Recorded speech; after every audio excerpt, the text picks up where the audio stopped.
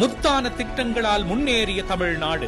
2021ஆம் ஆண்டில் முதலமைச்சர் மு.க. ஸ்டாலின் தலைமையில் அமைந்த தமிழ்நாடு அரசால் மாநிலத்தின் பொருளாதார வளர்ச்சி வரலாற்றில் இல்லாத அளவிற்கு உயர்ந்து இந்திய அளவில் மட்டுமல்லாமல் சர்வதேச கவனத்தையும் ஈர்த்துள்ளது.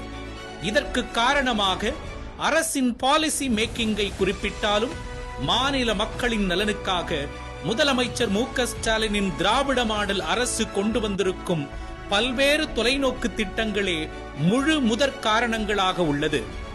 அதாவது மகளிருக்கான விடியல் பயண திட்டம் முதல் புதுமை பெண், மகளிர் உரிமை தொகை, முதலமைச்சரின் காலை உணவு திட்டம், நான் முதல்வன் திட்டம், தமிழ் புதல்வன், நமக்கு நாமே, இல்லம் தேடி கல்வி, மக்களை தேடி மருத்துவம், கலைஞர் கனவு இல்லம், ஸ்டார்ட் அப் தமிழ்நாடு, தோழி விடுதி, இன்னுயிர் காப்போம் நம்மை காக்கும் 48, முதல்வர் படைப்பகம், கிராமந்தோறும் நூலகம், மீண்டும் மஞ்சப்பை, தாயுமானவர், கலைஞர் கைவினை திட்டம், உள்ளாட்சியில் மாற்றுத்திறனாளிகளுக்கு பதவி, விண்வெளி தொழில் கொள்கை என எண்ணற்ற திட்டங்களின் வரிசையில் தற்போது உங்களுடன் ஸ்டாலின் மற்றும் நலம் காக்கும் ஸ்டாலின் ஆகிய இரு முக்கிய திட்டங்களும் பட்டியலில் சேர்ந்துள்ளது.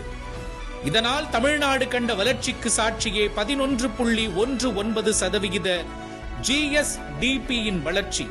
இதற்காக விதை போடுவதோடு நிறுத்தாமல் நீர்ப்பாய்ச்சி ஆலமரமாக்கியதின் பெருமை முதலமைச்சர் மு.க. ஸ்டாலினின் அரசு நிர்வாகத்தையே சேரும்.